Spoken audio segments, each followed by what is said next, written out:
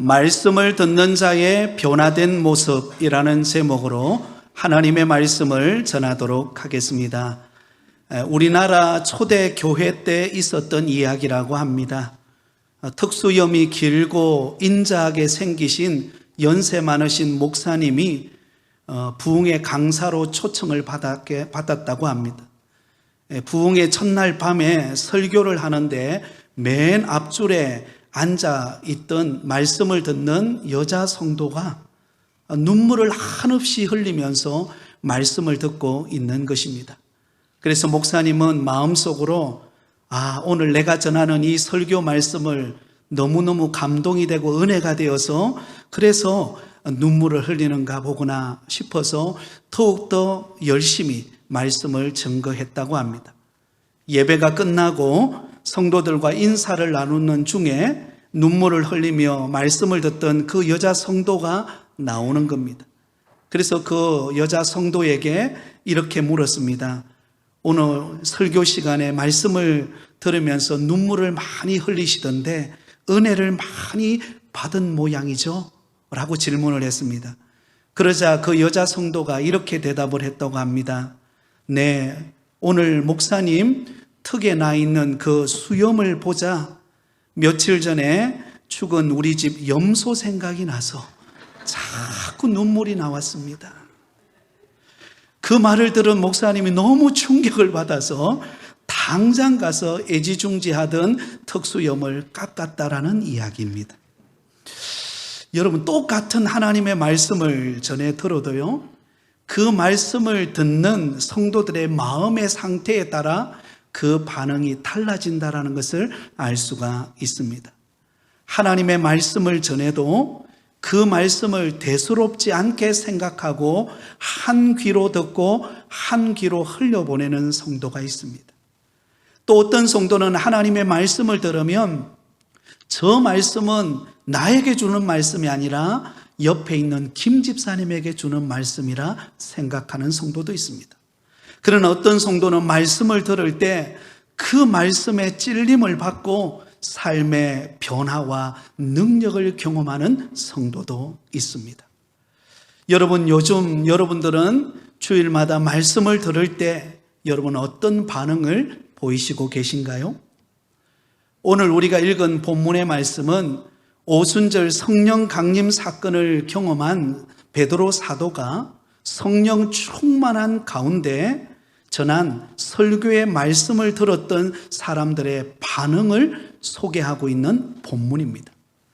우리가 지난 주일에 살펴보았던 것처럼 오순절 성령 강림 사건에 발생하자 놀라운 일이 일어나게 되었죠.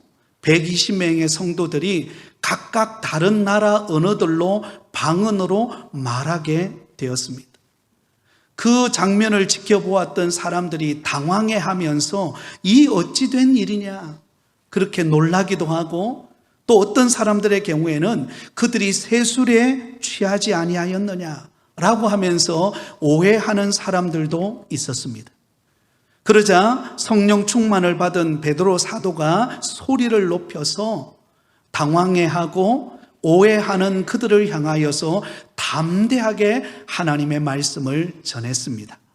여러분, 베드로 사도가 그들을 향하여 전했던 설교 말씀은 크게 세 가지로 요약해 볼 수가 있습니다. 가장 먼저 지금 일어난 이 오순절 성령 강림 사건은 우연히 발생한 사건이 아니라 이미 구약시대 때 요엘 선지자를 통하여 예언되었던 말씀이 오늘 성취된 사건이라는 것을 말씀합니다. 구약 요엘서에 기록된 것처럼 말세에 내가 내 영을 모든 육체에게 부어주리니 너희의 자녀들은 예언할 것이요 너희의 젊은이들은 환상을 보고 너희의 늙은이들은 꿈을 꾸리라. 오순절 성령 강림 사건을 통하여서 사람들이 비전을 보고 하나님의 말씀을 깨닫는 은혜가 임하게 되었다라는 것을 말씀했습니다. 그리고 이어서 베드로 사도가 전한 말씀은 바로 그 예수님께서 큰 권능을 행하시고 십자가에 못 박혀 죽으시고 죽으신 지 사흘 만에 부활하셨다라는 사실을 증거했습니다. 그리고 마지막으로 베드로 사도가 전한 말씀은 예수님께서 하늘로 성천하신 것과 더불어 바로 그 예수님이 우리의 주와 그리스도가 되심을 말씀해 주셨습니다. 여러분, 사도 베드로가 전한 이 말씀은 바로 복음의 핵심이 되는 말씀. 예수님이 우리를 구원하시기 위하여 십자가에 못 박혀 죽으시고 죽으신 지 사흘 만에 부활하시고 그리고는 구속사역을 완성하신 그 예수님께서 하늘로 성천하신 분이시라는, 그러므로 누구든지 그 예수 그리스도를 구주로 믿는 자가 구원받는다는 이 놀라운 복음의 말씀을 그들에게 전했습니다. 그러자 여러분, 그 말씀을 들었던 사람들이 그 말씀을 듣고 한 귀로 듣고 한 귀로 흘려버린 것이 아니라, 나와 상관없는 말씀으로 치부한 것이 아니라 그 말씀을 듣고 그들 안에 놀라운 변화의 역사가 일어난 이야기가 오늘 본문의 내용입니다. 자, 그렇다면 베드로 사도의 설교의 말씀을 들었던 사람들의 반응은 어떠했습니까? 크게 세 가지 반응으로 말씀을 나눌 수가 있겠습니다. 그 첫 번째로는 마음의 찔림을 받고 죄를 회개하는 역사가 일어나게 되었습니다. 사도 베드로를 통하여 전했던 설교 말씀을 듣고 그들이 마음의 찔림을 받고 회개하는 역사가 일어나게 되었습니다. 오늘 본문 37절입니다. 우리 다 함께 읽겠습니다. 그들이 이 말을 듣고 마음에 찔려 베드로와 다른 사도들에게 물어 이르되 형제들아 우리가 어찌할꼬 하거늘. 자, 여러분, 지금 베드로 사도가 성령 충만하여 하나님의 말씀을 전했습니다. 복음을 전했습니다. 그러자 그 복음을 들었던 사람들이 조금 전만 하더라도 여러분, 그들은 오순절 성령 강림 사건을 통하여서 각각 다른 언어들로 방언으로 말하는 그 120명의 성도들을 보면서 저들이 술에 취한 것 아니냐, 그렇게 조롱하며 그렇게 무시했던, 색안경을 끼고 그들을 바라보았던 그들이 변화가 일어나게 됩니다. 베드로 사도의 말을 듣고 그들은 어떤 변화가 일어났습니까? 가장 먼저 말씀을 듣고 마음의 찔림을 받게 됩니다. 형제들아 우리가 어찌할꼬. 베드로가 전하는 말씀을 들었을 때 그들의 마음의 찔림을 받고 형제들아 우리가 어찌할꼬 통에 자복하는 일이 일어나게 되었습니다. 사실 사도 베드로가 말씀을 전하기 전만 하더라도 베드로와 다른 사도들을 보고 그들이 이구동성으로 말했던 것은 무엇입니까? 이들이 갈릴리 사람들이 아니냐, 다시 말하면 무식하고 배우지 못한 사람들이 아니냐, 여러분 그렇게 그들을 바라보았습니다. 그런데 베드로가 전한 설교 말씀을 듣고 난 다음에 그들이 언어가 달라졌어요. 말이 달라졌습니다. 그들을 향하여 뭐라고 말하죠? 형제들아, 형제들아. 여러분, 베드로와 다른 사도들을 결코 무시할 수 없는 사람이라는 것을 그들이 깨닫고 형제들아, 그리고는 우리가 어찌할꼬. 그동안 자신들이 지었던 그 죄들이 생각이 나고 너무나 괴로워서 통에 자복하는 일이 일어나게 되었습니다. 여러분, 당시 유대인들이 지은 죄가 무엇이었습니까? 하나님께서 죄인된 우리 인간을 구원하시기 위하여 독생자 예수 그리스도를 이 땅에 보내셨지만 여러분, 그들은 그 예수님을 제대로 알지 못하고 예수님을 정죄하고 결국은 십자가에 못 박아 버렸던 자들입니다. 하지만 베드로 사도의 설교의 내용이 무엇이죠? 바로 그 유대인들이 십자가에 못 박아 버린 예수 그리스도를 죽은 지 사흘 만에 우리 하나님께서 부활시키셔서 사망과 죄의 권세를 이기시고 그리고 영광스러운 모습으로 하늘로 성천하신 바로 그 예수 그리스도가 주와 그리스도가 되심을 전했습니다. 이 베드로의 설교를 들었던 그들의 마음이 찔림을 받고 형제들아 우리가 어찌할꼬 자복하는 일이 일어나게 되었던 것입니다. 사랑하는 성도 여러분, 이것을 보면 우리가 하나님의 말씀을 들을 때 정말 살아 있어서 듣는 사람들에게, 우리 은혜를 받은 성도들에게 있어서 각각 하나님의 말씀이 들려질 때에 그 반응이 각각 다르게 성령께서 역사하신다라는 것을 알 수가 있습니다. 조금 전에 우리 장로님도 기도하실 때에 성경 구절을 인용했죠. 히브리서 4장 12절에 보면 이렇게 말씀합니다. 우리 같이 한번 읽겠습니다. 시작. 하나님의 말씀은 살아있고 활력이 있어 좌우의 날선 어떤 검보다도 예리하여 혼과 영과 및 관절과 골수를 찔러 쪼개기까지 하며 또 마음의 생각과 뜻을 판단하나니.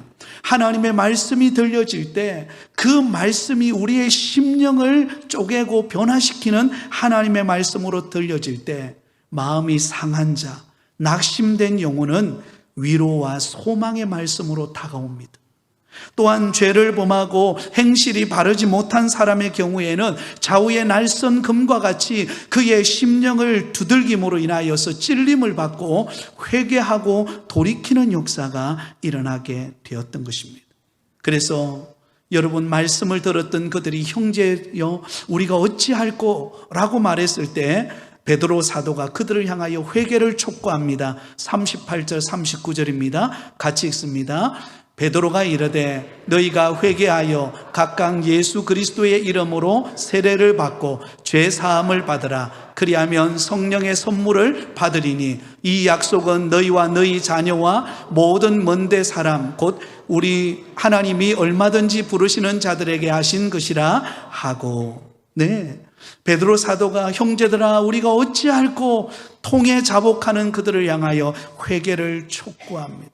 너희들이 과거에 예수님을 십자가에 못 박혀 버렸던 그 죄를 자복하고 회개하고 주님께로 돌아오라는 것입니다.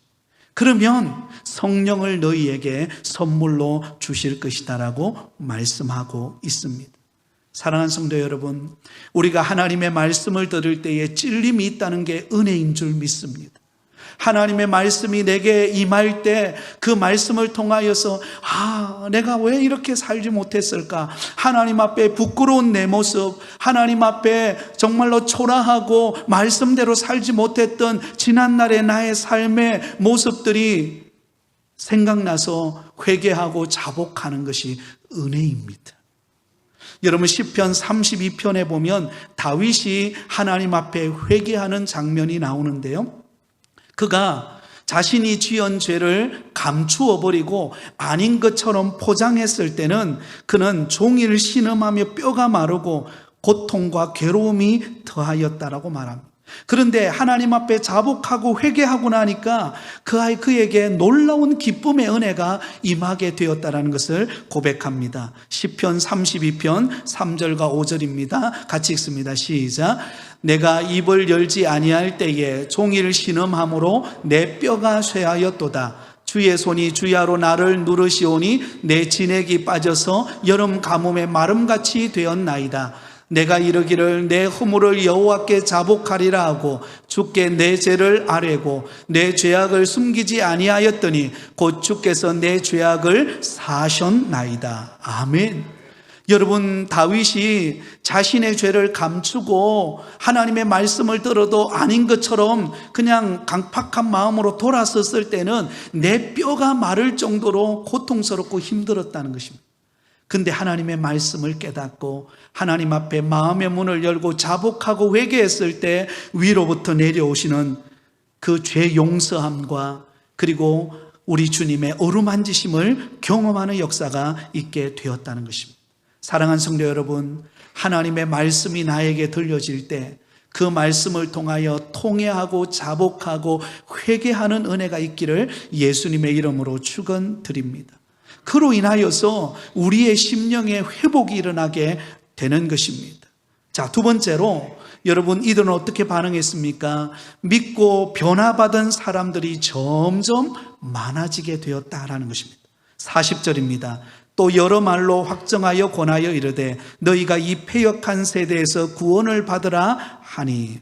여러분, 베드로 사도는 마음의 찔림을 받고 괴로워하는 그 유대인들에게 여러 가지 말씀으로 확정하며 권면합니다. 그러면서 이 패역한 세대에서 구원을 받으라라고 선포합니다. 여러분, 특별히 베드로 사도는 하나님의 말씀을 하나님을 대적하고 예수님을 십자가에 못 박은 이 세상을 일컬어서 패역한 세대라고 그렇게 규정하고 있습니다. 왜냐하면 여러분, 우리 인간은 하나님이 창조한 피조물로서 창조주 하나님만 섬기고 하나님의 뜻대로 살아야 하는데, 그렇지 않고 하나님을 떠나서 나 중심적으로 내 욕심을 따라 살아가는 세대, 패역한 세대가 되어버렸기 때문입니다. 그러므로 이러한 패역한 세대를 향하여 우리 베드로 사도가 고백하는 것은 이 패역한 세대에서 구원을 받으라, 그렇게 말하고 선포했을 때 여러분, 그들에게 어떤 일이 벌어집니까? 41절을 같이 읽습니다. 41절입니다. 시작. 그 말을 받은 사람들은 세례를 받으며 이날의 신도의 수가 3,000이나 더하더라. 아멘. 힘있게 말씀을 전하는 베드로의 말씀을 듣고 통에 자복하고 회개했던 그들이 주님께로 돌아왔는데요, 무려 3,000명이 돌아오는 놀라운 변화의 역사가 일어났습니다. 어떻게 일이 가능했겠습니까? 바로 보혜사 성령의 역사인 줄 믿습니다. 마음의 찔림을 받고 회개하고 돌아오는 그들에게 성령이 역사하자 그들은 하루아침에 3,000명이 회개하고 돌아오는 놀라운 변화의 역사를 경험하게 되었던 것입니다. 마가 다락방에 오순절 성령 강림 사건을 경험했던 120명을 포함한다면 3,120명이 놀랍게 주님을 섬기는 그런 초대 예루살렘 교회가 세워지는 위대한 역사가 일어나게 되었다라는 사실입니다. 사랑하는 성도 여러분, 그렇습니다. 우리가 말씀을 듣고 찔림을 받고 변화를 받고 은혜 받으면은요, 놀라운 역사가 일어나는데요, 우리만 은혜 받고 변화되는 것이 아니라 하나님께서 믿는 자들을 더해 주시는 은혜가 임하게 됩니다. 그게 바로 은혜 받은 성도들의 모습이라고 말할 수 있고 은혜 받은 교회의 모습이라고 말할 수 있습니다. 하나님께서 우리 부곡교회 안에 이런 은혜가 가득 차는 역사가 있기를 예수님의 이름으로 축원드립니다. 자, 세 번째로 놀라운 반응을 보이는데요, 하나님이 함께 하시는 건강한 교회로 세워지는 복을 받습니다. 42절을 우리 같이 읽습니다. 그들이 사도의 가르침을 받아 서로 교제하고 떡을 떼며 오로지 기도하기를 힘쓰니라. 자, 여러분, 베드로 사도의 그 놀라운 복음의 말씀을 듣고 그들이 통에 자복하고 회개하고 3,000명이 돌아오는 양적 성장이 이루어졌습니다. 그런데 여러분, 양적 부흥만 일어난다면요, 위태롭습니다. 왜냐하면 어떤 어려움을 당하거나 시련이 찾아오면 그걸 견뎌낼 수 있는 능력이 생기지 않기 때문에 그렇습니다. 그런데 놀랍게도 이 초대 예루살렘 교회 안에 어떤 일이 벌어지기 시작했는가? 3,000명이 한꺼번에 회개하고 돌아왔던 그들이 사도의 가르침을 받고 서로 교제하고 떡을 떼며 오로지 기도하기에 힘쓰는 균형 잡힌 교회로 성장하는 일이 일어나게 되었다라는 것입니다. 여러분, 교회는 반드시 양적인 부흥뿐만 아니라 질적인 부흥이 함께 따라와야 될 줄 믿습니다. 특별히 우리 교회가 앞으로 또 우리 주변에 들어서는 아파트와 주변의 지역을 복음하는 일에 있어서 우리 교회 성도들이 질적으로 성장하고 준비되어 있는 것이 너무나 중요합니다. 이를 위하여서 우리가 겸비해야 될 그런 건강한 교회의 모습 세 가지의 모습을 이 42절 말씀 속에 담고 있습니다. 그 첫 번째는요, 사도의 가르침을 받는 것입니다. 여러분, 여기서 가르침을 받는다라는 것은 주일날 강단을 통하여 하나님의 말씀을 듣는 것뿐만 아니라 여러분, 양육훈련과 제자훈련을 통하여서 여러분 끊임없이 성장해가는 그런 교회가 되어야 한다라는 것입니다. 여러분 생각해 보세요. 3,000명이 한꺼번에 회개하고 돌아왔습니다. 그러나 그들은 이미 본래 유대교를 따르던 사람들이었습니다.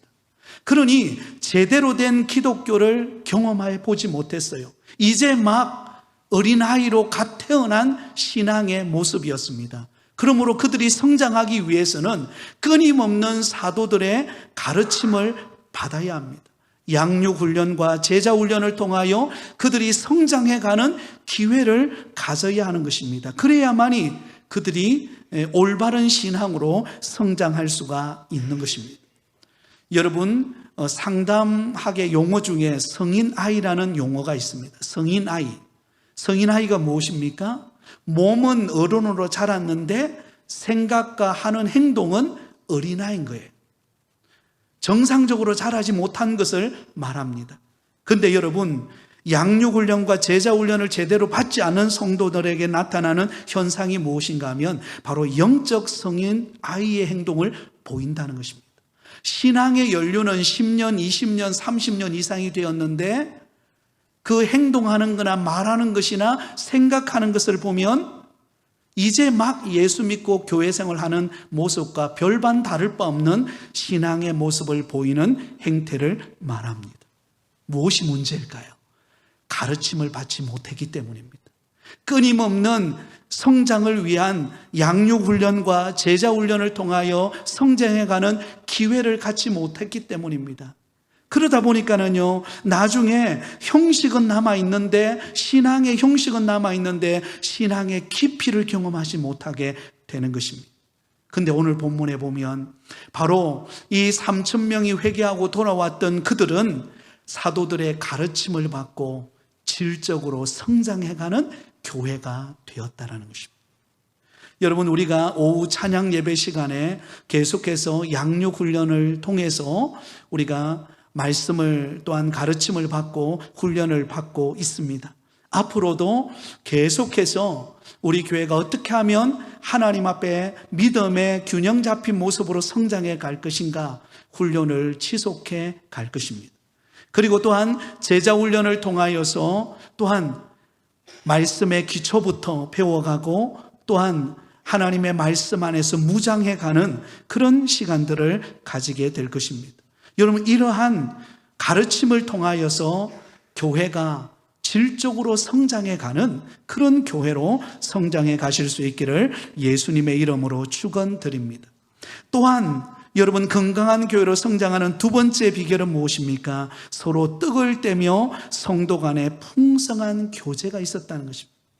그들이 사도의 가르침을 받아 서로 교제하고 떡을 떼며, 여러분, 초대 예루살렘 교회가 시작되었을 때 그들은 함께 모여서 하나님을 예배하고 가르침을 받았을 뿐만 아니라 또한 흩어져서 소그룹으로 모여서 함께 서로 떡을 떼면서 말씀을 가지고 서로 교제하고 간증하고 위로하는 그런 코이노니아, 나눔이 있었다라는 것입니다.